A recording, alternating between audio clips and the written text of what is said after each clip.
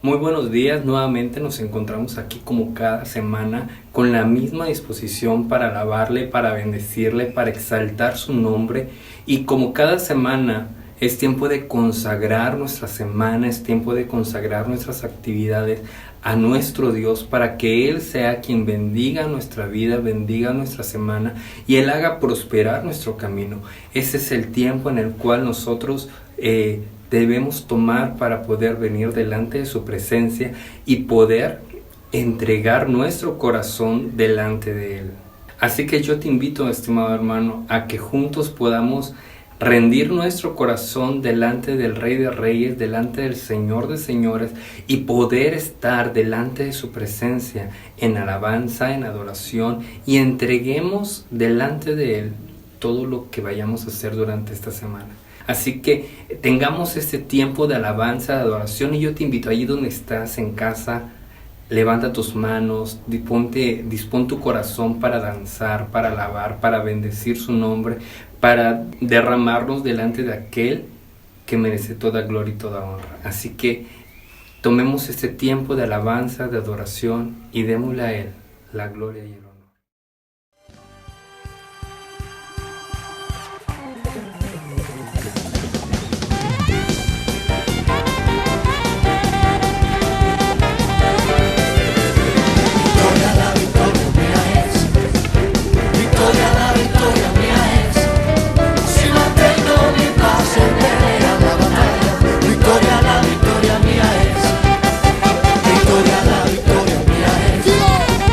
Victoria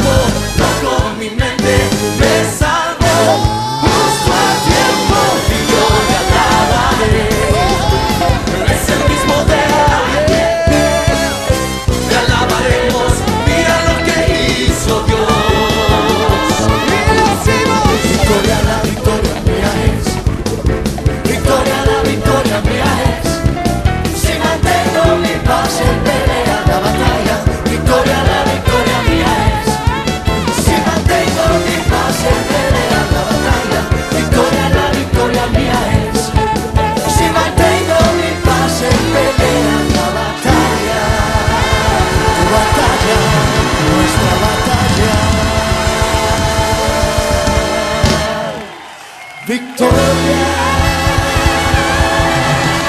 la victoria.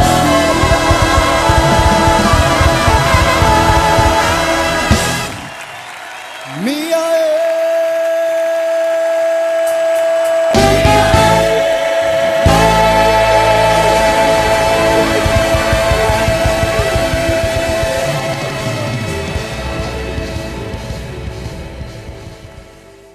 Aquí estás, te debemos mover, te adoraré. ¿Cuántos lo adoran? Di, te adoraré. Aquí estás, obrando en mí, te adoraré, te adoraré. Cántalo fuerte, di, aquí estás, debemos mover, te adoraré. Canten. Aquí estás, obrando en mí, te adoraré, te adoraré.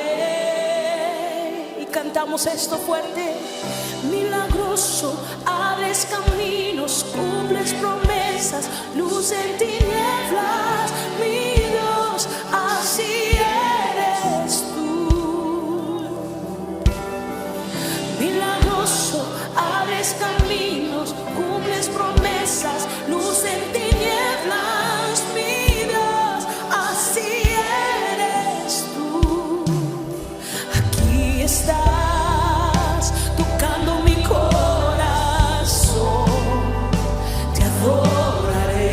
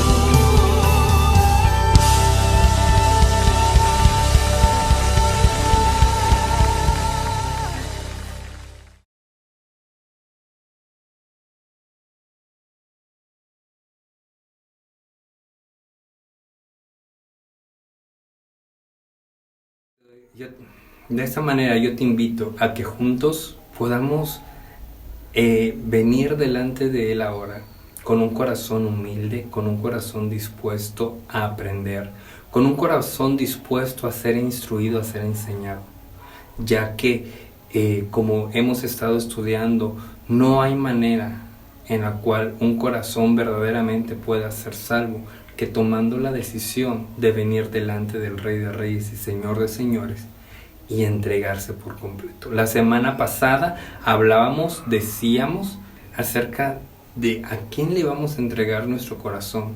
Y pues como decíamos la semana pasada, la decisión es personal. La decisión la tomamos cada uno de nosotros y cada uno de nosotros decide en qué camino estar.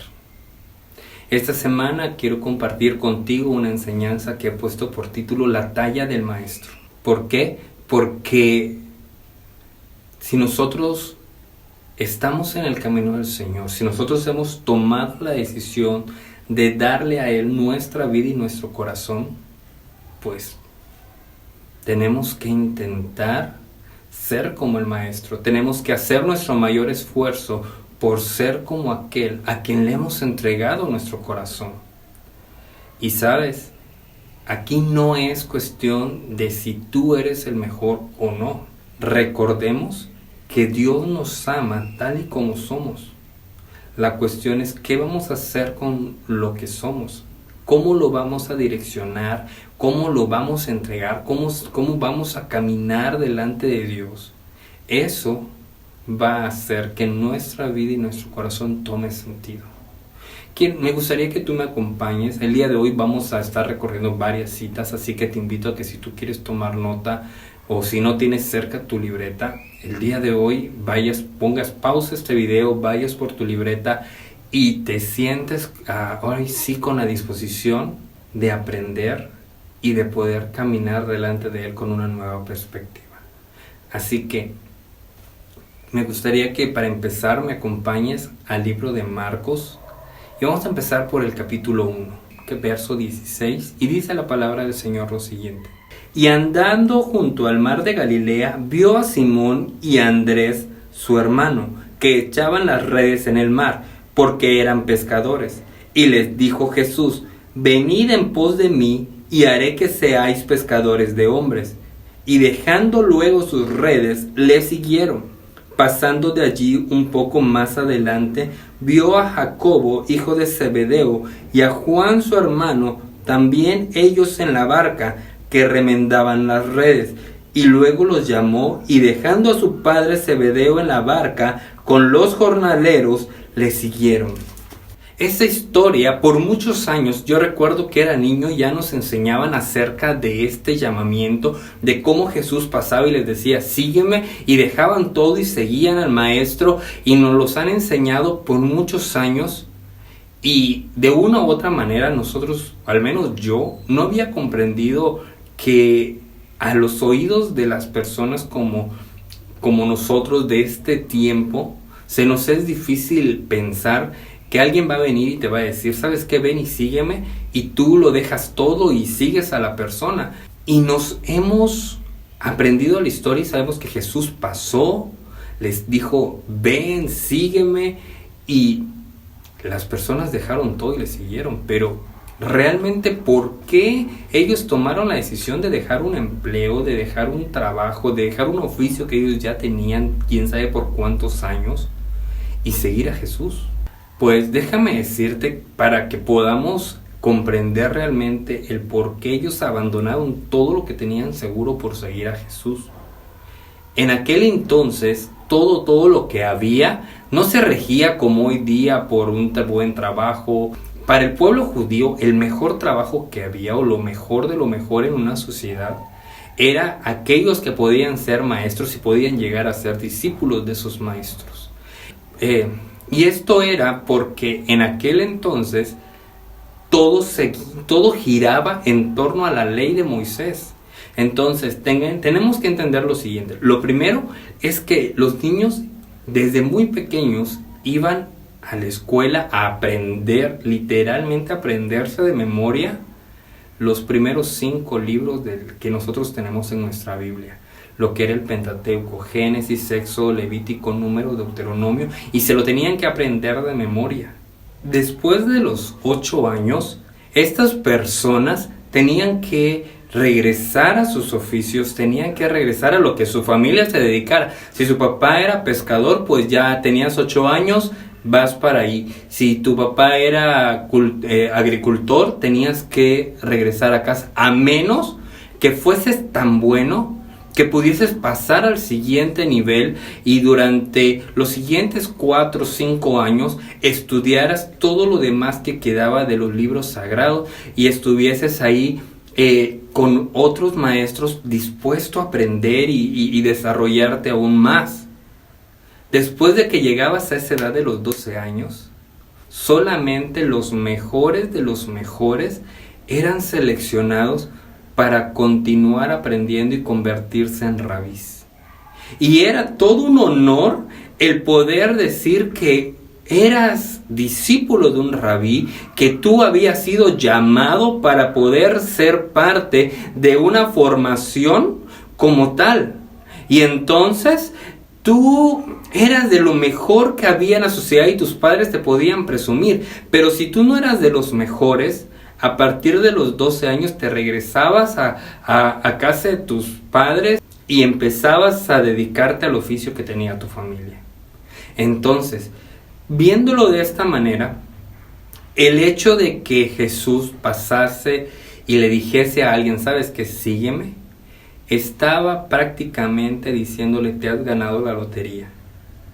Hoy día vemos en muchas películas de Estados Unidos cómo es que la gente lucha por entrar a una universidad, se esfuerza desde que están muy pequeños para obtener una beca, ya sea deportiva, artística, por sus conocimientos. Se esmeran demasiado los padres para que sus hijos puedan ir a una universidad. Al menos tenemos una idea de lo que significa el hecho de que de repente llegue alguien y te diga, ¿sabes qué? Yo quiero que tú estudies en mi universidad. Yo quiero que tú seas parte de los alumnos de este campus. Porque en ese país se sabe que teniendo una carrera universitaria, que teniendo estudios universitarios, el trabajo es asegurado, que el nivel de vida o el nivel económico que la persona va a tener prácticamente está asegurado. Y esto era algo similar a lo que Jesús había hecho con estos jóvenes. Si lo pasamos a lo que vivimos como sociedad en México, aquí en Campeche, imagínate que tú quieres que tus hijos tengan un estudio, tengan una licenciatura, tengan una ingeniería, y llegó el momento de presentar exámenes de admisión. ¿Cuántos jóvenes presentan examen para una sola carrera? Y de ellos, ¿cuántos son seleccionados? Era lo mismo en aquel entonces. Hoy día tú puedes decir, mi hijo ha entrado a tal universidad, mi hijo está en tal escuela, mi hijo está por graduarse, o aún más, pues con el simple hecho de que digas, mi hijo es el primero de toda mi familia que llega a este nivel académico. Eso es algo que para muchas familias hoy día, nuestra realidad, es importante. En aquel entonces, el hecho de que Jesús pasara y le dijese a alguien, ¿sabes qué? Sígueme, significaba que para esa familia había llegado honra. Y la cuestión es la siguiente: a la edad que tenía estos jóvenes a los cuales había llamado Jesús para que sean sus discípulos, probablemente era porque ellos estaban en la barca y ellos estaban en ese lugar, porque lo más seguro es que ellos no habían dado la talla ni a los 8 o a los 12 años, y ellos pues ya se dedicaban al oficio de la familia. Y Jesús, cuando los llama y les dice, oigan, vengan, síganme, lo más seguro es que ellos habrán preguntado, ¿será que a nosotros nos habla? Y empezaron a buscar. Yo me los imagino a ellos buscando alrededor a qué niño o a qué joven le podrían haber estado diciendo. Y cuando se dan cuenta de que es a ellos a los que les está diciendo, ellos sueltan todo y les siguen. Y ni sus papás ni nadie ahí cerca les dijo, ¿sabes qué? No, quédate a trabajar y nada, porque sabían que era un honor que un rabí, que un maestro, que alguien de la talla de Jesús viniese y te dijese, ven y sígueme. Y si algo debemos tener claro es que Jesús no los llamó porque ellos fueran los mejores o porque ellos dieran la talla. Jesús los llamó porque Jesús creía en el potencial que ellos tenían para ser como Él. ¿Por qué? Porque un maestro, un rabí de ese entonces, lo que esperaba era que sus alumnos fuesen como Él, en la forma de hablar, en la forma de interpretar la palabra, en la forma de caminar, en la forma de conducirse, en la forma de hacer las cosas. En todo esperaban que sus discípulos fueran como tal. Y Jesús no llamó a los mejores.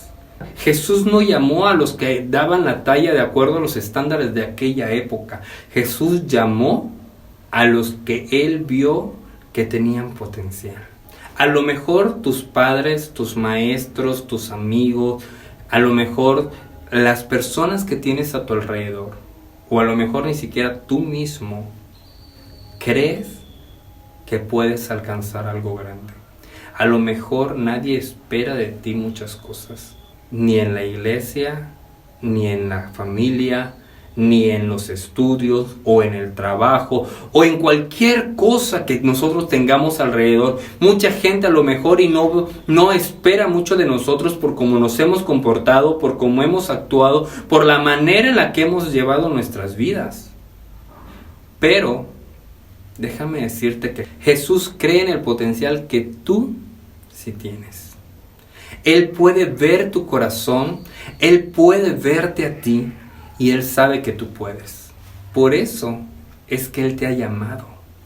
Por eso es que Él se ha acercado a ti. La cuestión aquí es, ¿tú crees que puedes ser como Jesús? ¿Crees que puedes seguir al Maestro y tratar de ser como Él lo hizo?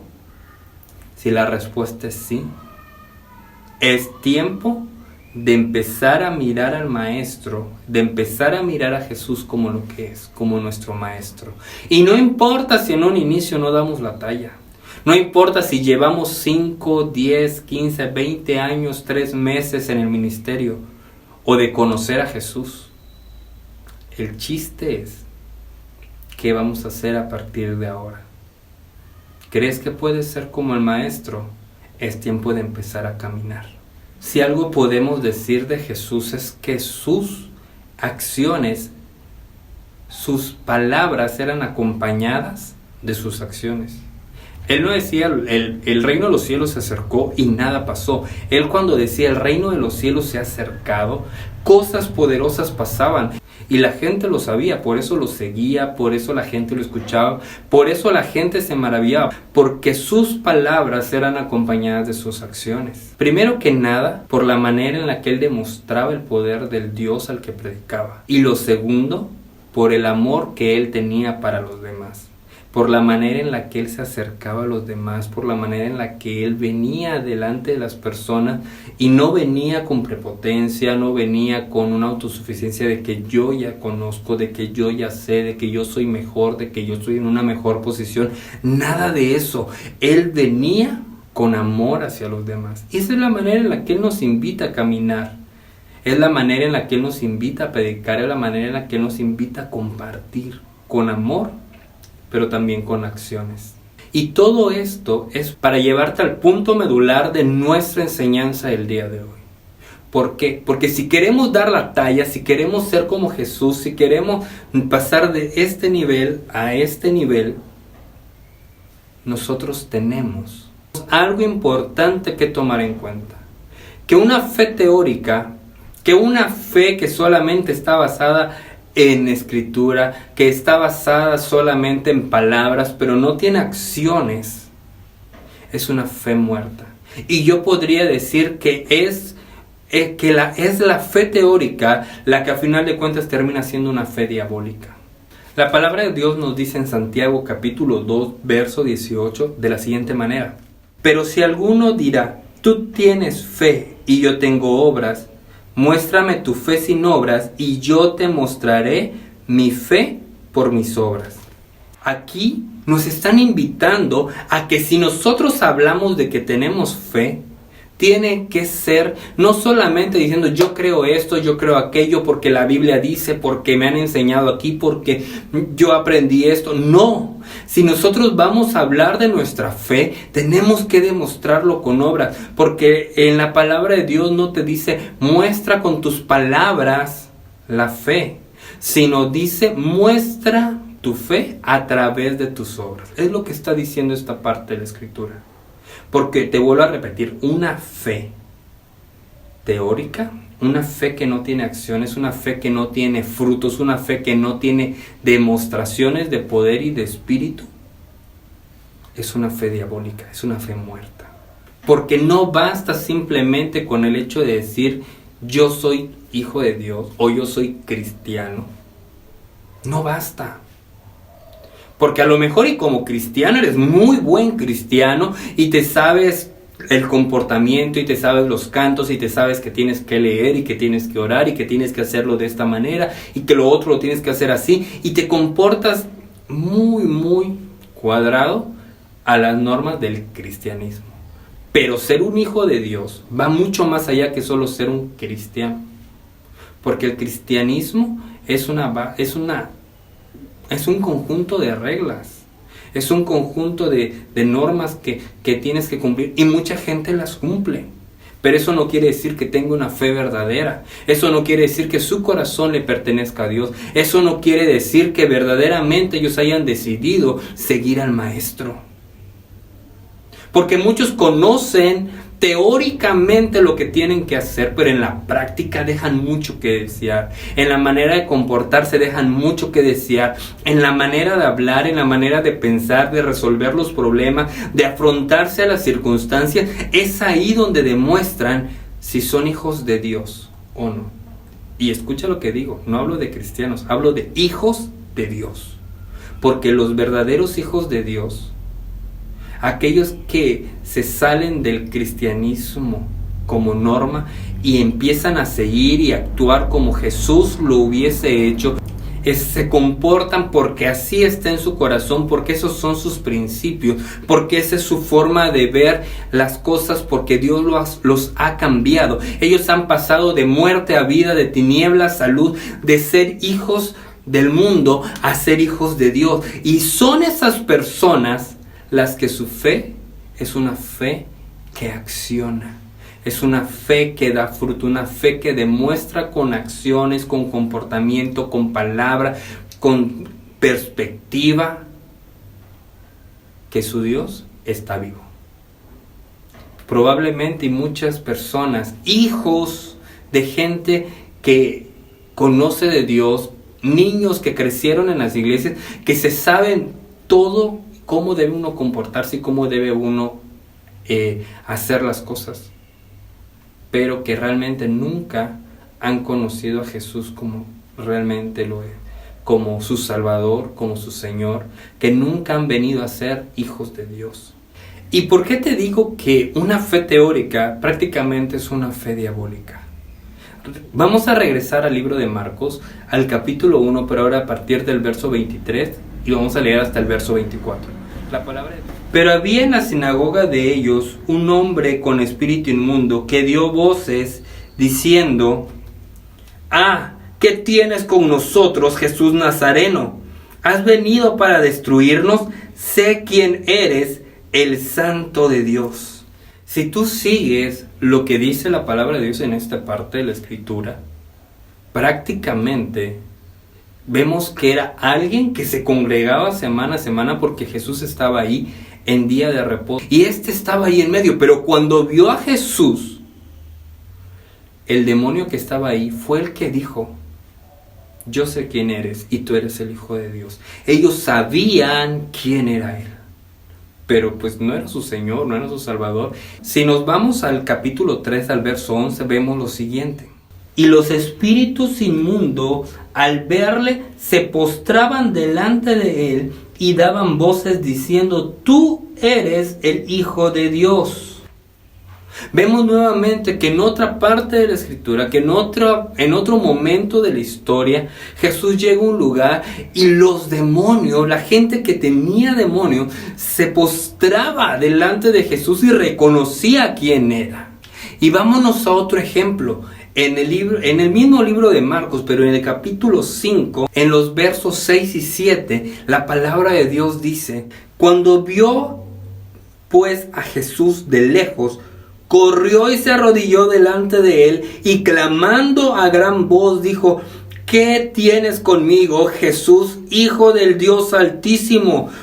Vemos nuevamente cómo otro demonio, otra persona endemoniada, los demonios hacen que corra. O sea, lo vio a lo lejos y corrió a postrarse y corrió a declarar quién era Jesús.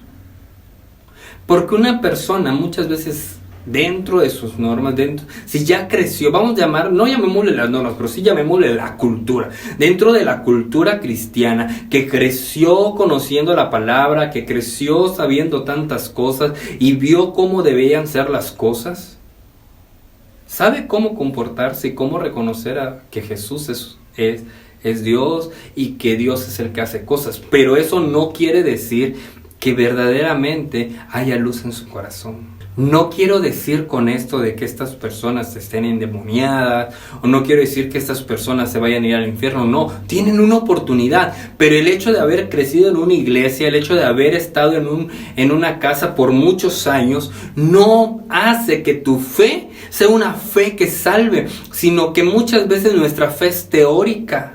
Nuestra fe no tiene acción, nuestra fe no tiene hechos, no tiene frutos, y es importante que nosotros aprendamos a entregar nuestro corazón a Jesús y permitirle a Él que empiece a hacer un cambio, que empiece a cambiar nuestra forma de comportarnos, que empiece a cambiar nuestra forma de hablar, que empiece a cambiar nuestra perspectiva, que nos lleve del nivel terrenal al nivel celestial y haga de nosotros una nueva criatura. Porque te vuelvo a repetir, una fe teórica es una fe diabólica. Es como la fe de estos demonios que sabían quién era Jesús, que le reconocían, y aún vemos que después de cada vez que ellos alzaban la voz para reconocerle, pero no era para ellos, era para las personas que podían tomar la decisión de entregar su corazón a Jesús. Yo te vuelvo a repetir, una fe teórica no sirve. Una fe prestada tampoco sirve. ¿Y a qué me refiero con una fe prestada? Una fe que no te pertenece a ti, que a veces nosotros decimos, es que mi papá va a orar, es que mi mamá va a orar, es que el hermano, es que el pastor, es que mi líder, es que este grupo de hermanos van a hacer. La fe prestada, hermano, no sirve. Ya vimos dos clases de fe. La primera, la fe teórica, que es diabólica. Conoces de Dios, sabes cómo debes hacer las cosas, pero tu corazón no está comprometido con Dios. El segundo tipo de fe que estamos viendo es la fe prestada. Y esta es una fe que a la que muchas veces, como hijos de Dios, queremos recurrir. O como que es una fe a la que muchas personas recurren cuando ven que están ocurriendo cosas a su alrededor. Y Jesús nos muestra esto a través de una parábola que se encuentra en el libro de Mateo, capítulo 25, del verso 1 al verso 13. Yo no te lo voy a leer, ahí te dejo la cita para que tú la busques, para que tú lo leas y tú lo medites. Esta parábola habla de 10 vírgenes. Hagan de cuenta que son 11 amigas, una de ellas se va a casar y les dice, ¿saben qué? Esperen. Y cada quien llevaba su aceite, algunas llevaron de más, otras no. ¿Por qué era tan importante el aceite? Porque en aquel entonces, en el tiempo de Jesús, quien no llevaba luz o era un ladrón que estaba esperando a sus víctimas para sorprenderlas, o era una prostituta que estaba esperando clientela. No había de otra. Por eso era importante que si tú, en el caso de estas muchachas que eran vírgenes, llevaran su lámpara, llevaran su aceite para que ellas pudiesen andar con libertad. Pero Llegó el momento en el que el esposo pues se le hizo tarde y tardó en llegar y se empezó a gastar el aceite y 5 de ellas dijeron, oye, ¿me prestas aceite? Y aunque suene mala onda y aunque se vea egoísta, ellas dijeron, ¿sabes qué? No. Este aceite es mío, este aceite yo lo voy a necesitar, este aceite puede servirme para una emergencia, no te lo puedo dar. Porque hay cosas tan personales que no se pueden prestar. Hay cosas que son muy personales y la fe es una de ellas. No puedes agarrar y decir, es que mi papá me va a prestar su fe. No. Ellos pueden orar por ti, ellos pueden pedir por ti, ellos pueden intentar hacer las cosas, pero no te pueden prestar su fe. Ellos pueden hacer muchas cosas a tu favor, pero hay cosas que tú necesitas hacer y que no puede hacerse sin una fe propia. Porque el mismo Pablo le dice a Timoteo en la segunda carta de Timoteo, en el capítulo 1, verso 6, le dice, por lo cual te aconsejo que avives el fuego del don de Dios que está en ti por la imposición de mis manos.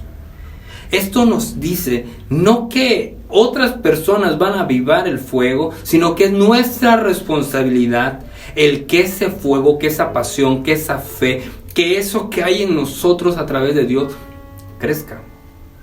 No la puedo prestar, no puedo decir hoy sí, mañana no. Si mi fe no la ejercito, si mi fe no la practico, entonces cuando llegue el momento de usarla no voy a poder. Y es ahí donde muchas veces la gente se siente frustrada porque ora, porque pide, porque se esmera en buscar una respuesta y no la encuentra porque no ha ejercitado su fe. Y cuando la quiere usar, pues simplemente no funciona porque no es magia. Ya vimos 2 tipos de fe, la fe teórica que no nos sirve de nada porque solo conocemos pero no vemos resultados. La segunda es la fe prestada que tampoco nos sirve. Porque así como hay cosas muy personales que no se prestan, y la fe, te vuelvo a repetir, es una de esas cosas. No se presta, la fe no se presta, porque aunque te la quieran prestar no funciona igual. Como te decía, era tan importante que un rabí te diga, ¿sabes qué? Sígueme. Que cuando Jesús le dijo a sus discípulos, ellos no lo pensaron y se fueron, porque sabían que eso traía honra a la familia. Y de todas las personas que Jesús les dijo, sígueme, solamente se menciona a una persona que le dijo que no. Solo una persona se negó a seguir a Jesús. El mismo libro de Marcos en el capítulo 10, a partir del verso 17, nos menciona cómo es que un joven se acercó a Jesús y le dijo, maestro bueno. O sea, sabía que era un rabí, sabía que era un maestro y que era importante que él te diga, sígueme. Y por eso lo buscó. Y si algo me llama la atención de esto, vamos a buscarlo, vamos a leerlo. Al salir él para seguir su camino, o sea, cuando Jesús iba saliendo, vino uno corriendo e hincando la rodilla delante de él, le preguntó, maestro bueno, ¿qué haré para heredar la vida eterna? Jesús le dijo, ¿por qué me llamas bueno? No hay bueno, sino solo uno, Dios. Los mandamientos sabes, no adulteres, no mates, no hurtes, no hagas falso testimonio, no defraudes, honra a tu padre y a tu madre, etc. ¿No?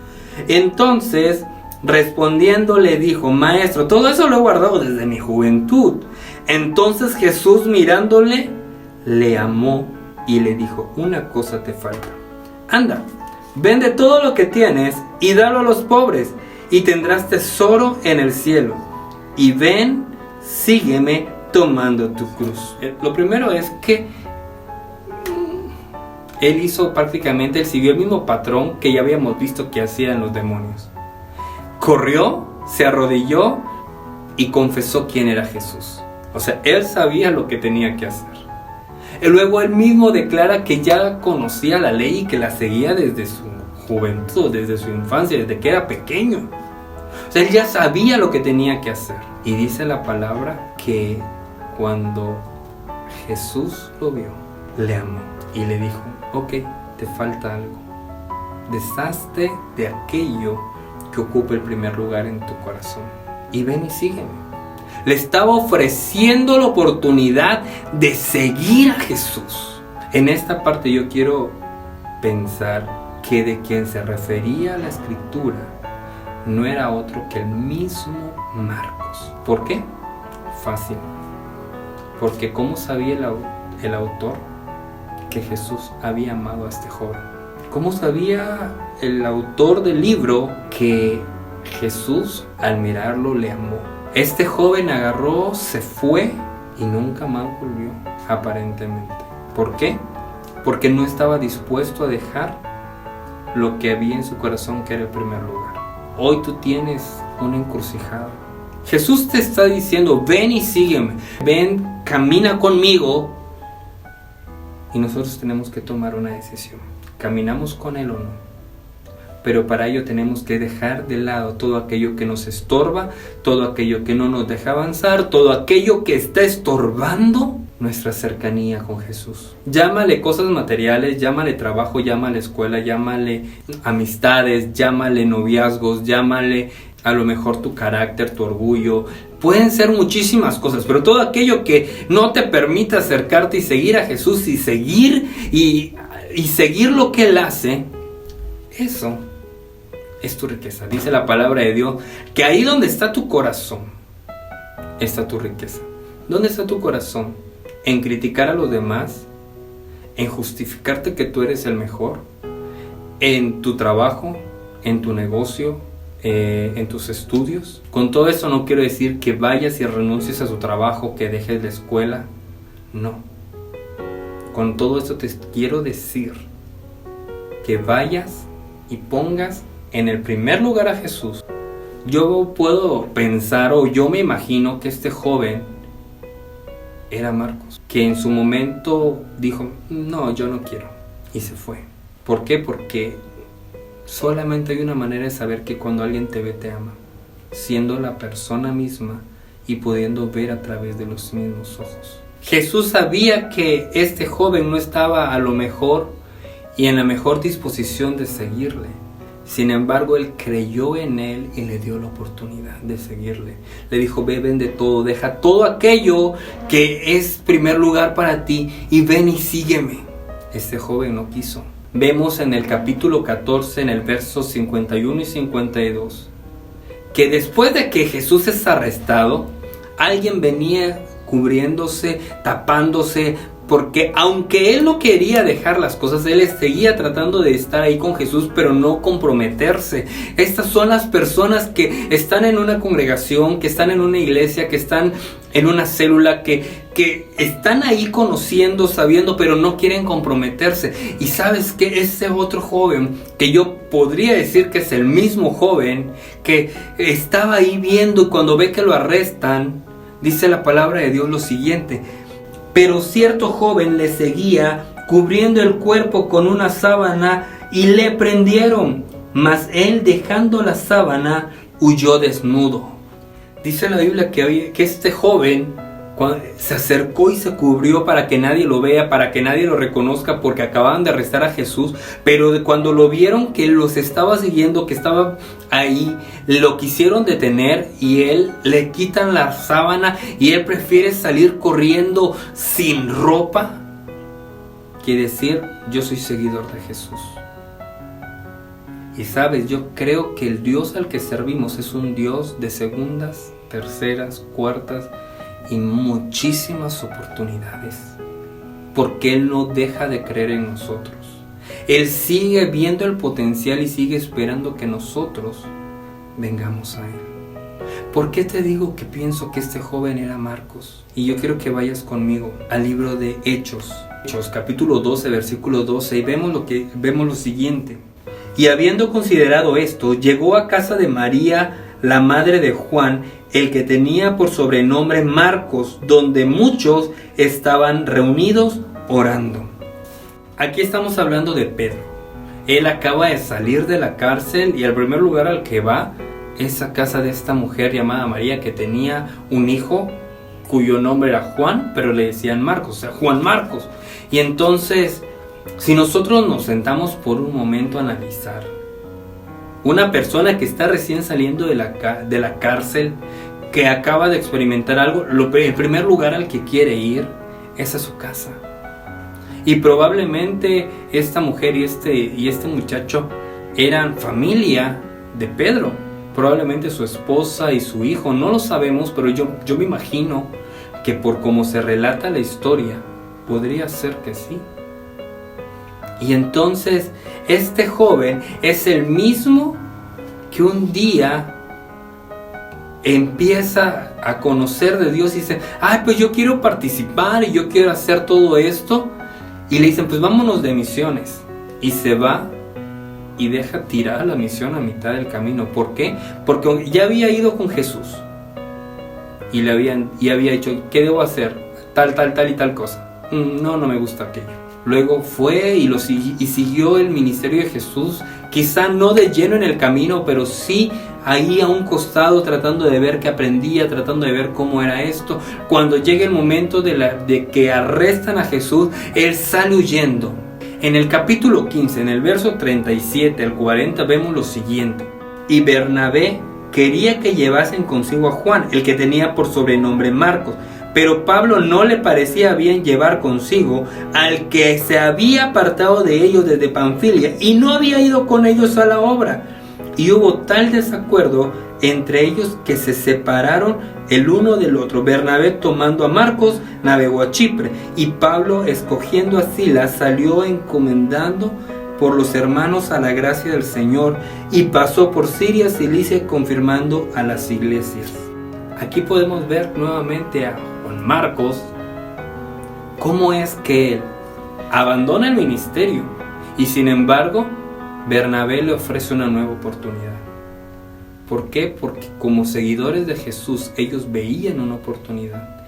Y esto, mi hermano, quiere decir que no importa cuántas veces probablemente una persona se desanime, cuántas veces un joven tire la toalla, lo importante es seguirlo impulsando.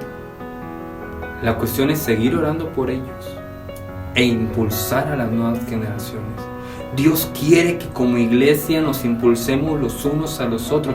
Bernabé le estaba diciendo, ¿sabes qué? Me lo voy a llevar. Y Pablo diciendo, a lo mejor ahí el gran Pablo, que escribió casi todo el Nuevo Testamento, diciéndole, oye, ¿por qué te lo vas a llevar? Si él nos abandonó, si él no quiso seguir en la obra, si él no ha estado involucrado, no ha estado comprometido. Y aquí vemos cómo es que él ya le dijo a Jesús que no iba a vender sus propiedades y sus cosas y que no iba a seguirlos, tenía que desprenderse de ello. Cómo es que en el momento del arresto él decide salir huyendo y no hacerle fiel a sus convicciones.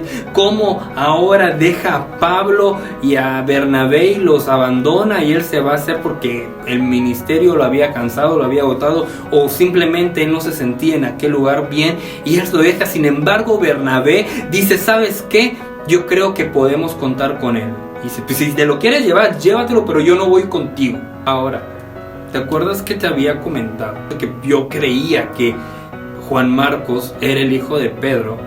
Me gustaría que vayas conmigo al primer libro de Pedro, en el capítulo 5, verso 13. La iglesia que está en Babilonia, elegida juntamente con vosotros, y Marcos, mi hijo, os saludan. Pedro ahí reconociendo que su hijo pues también se llamaba Marcos. En el libro de Hechos vemos cómo es que él dice que llega a casa de una mujer que tiene un hijo llamado Juan, pero que también le dicen Marcos. Cómo es que Bernabé está apoyando a este joven que no quiere mucho con Dios. Y entonces podemos ver cómo este joven sí quería con Jesús, pero no quería un compromiso. Vemos luego cómo abandona la obra, luego vemos que se va. Y sabes, en medio de todo lo que sucedió, este joven al final se compromete. ¿Qué habrá pasado? No lo sé. ¿Qué habrá sido lo que Bernabé le enseñó, lo que él vio a través de Bernabé? No lo sé. Lo que sí puedo decirte es que al final, aún el mismo Pablo puede mirar lo que un día Jesús vio. El potencial que había en este joven. Dice 2 de Timoteo capítulo 4 verso 11 de la siguiente manera: solo Lucas está conmigo. Toma a Marcos y tráele contigo, porque me es útil para el ministerio. ¿Qué es lo que estaba pasando? Pablo estaba encarcelado, lo iban a matar, todos lo habían abandonado, y como él dice, solo está Lucas. Pero ven, Timoteo, ven y tráeme a Marcos, porque me es útil. ¿Sabes? Yo no sé qué habrá pasado después de ese viaje que tuvo con Bernabé, pero Pablo pudo ver una transformación en este joven. Y me gustaría que por un momento nos imagináramos cómo fue ese encuentro entre los cuatro y cómo empiezan a platicar. Y al final de cuentas vemos cómo Marcos se presenta.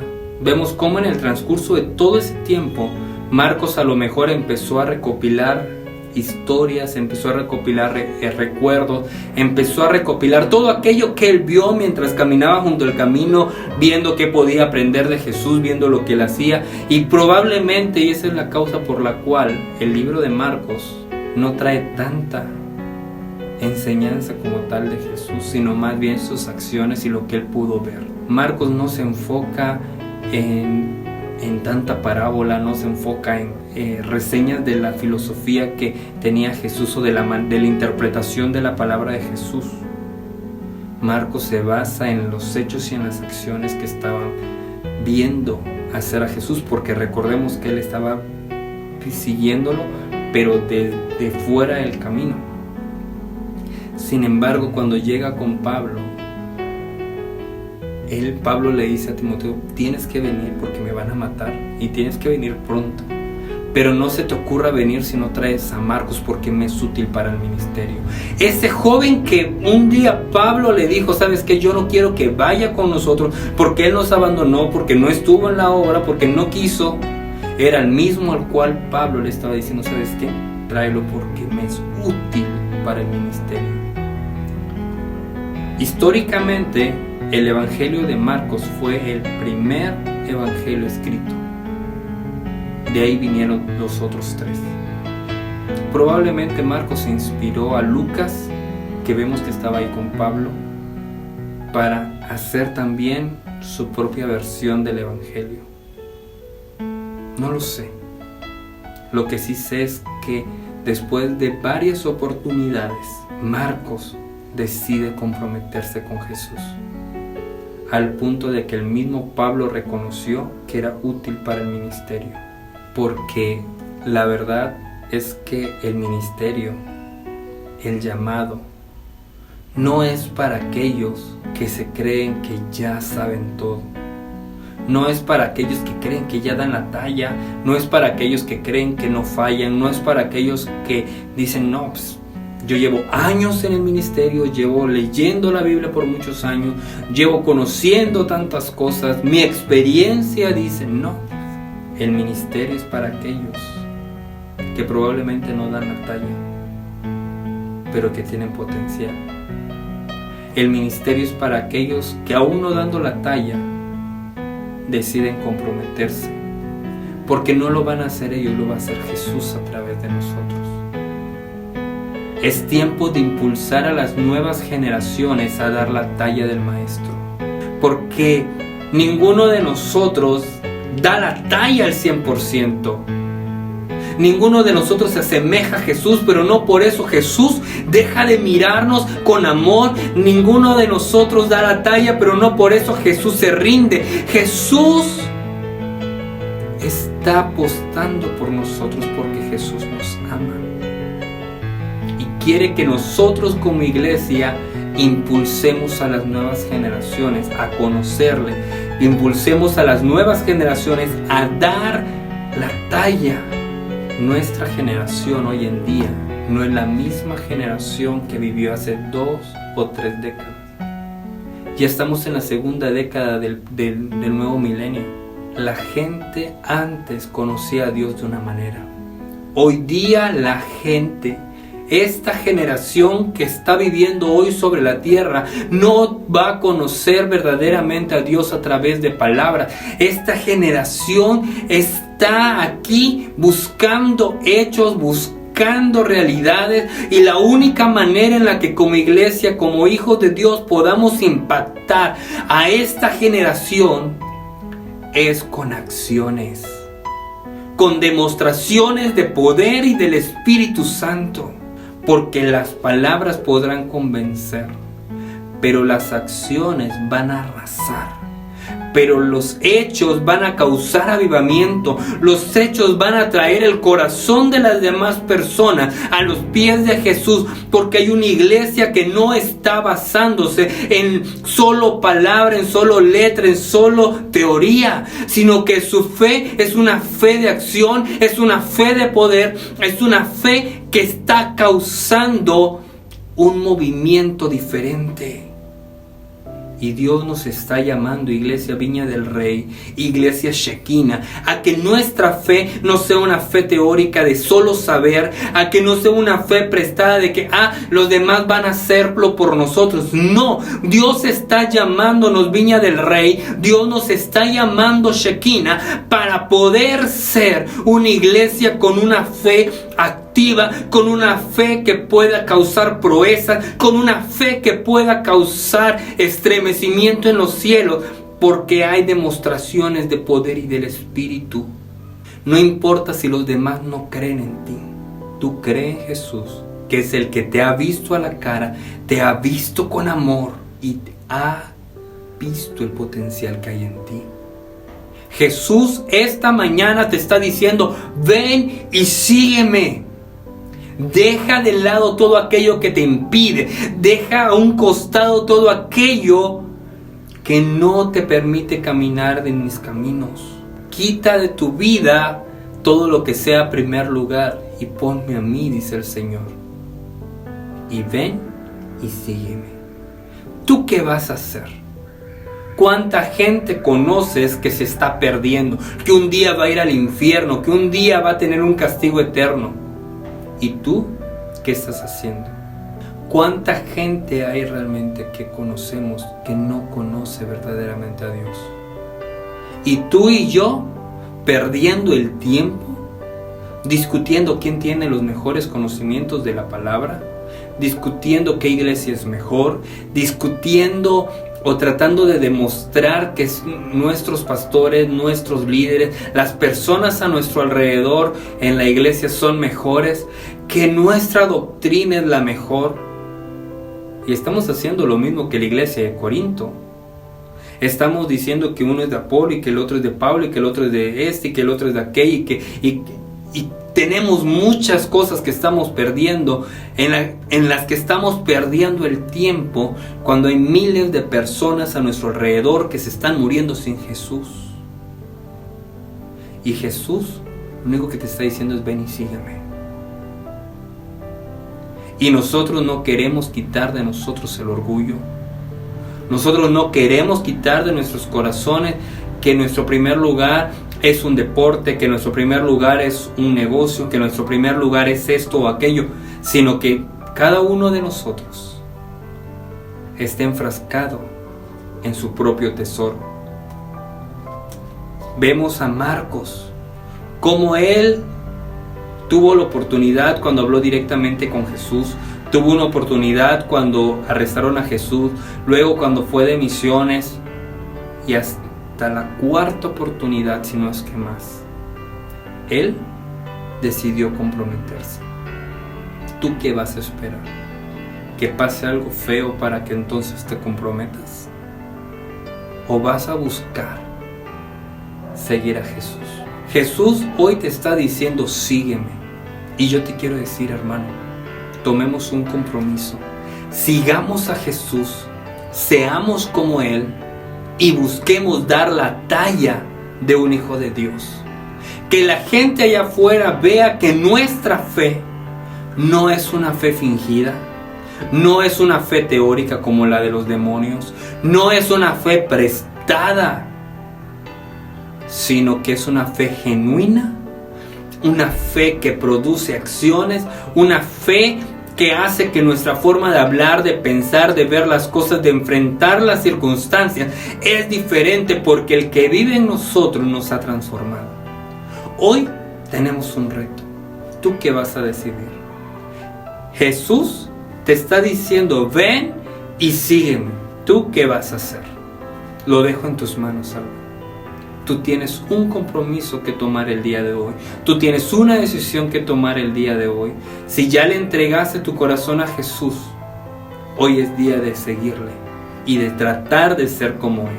Si tú nunca le has entregado tu corazón a Jesús, hoy es día de poder decirle, Señor Jesús, yo reconozco que he andado mal, yo reconozco que he hecho mal, hoy te pido perdón.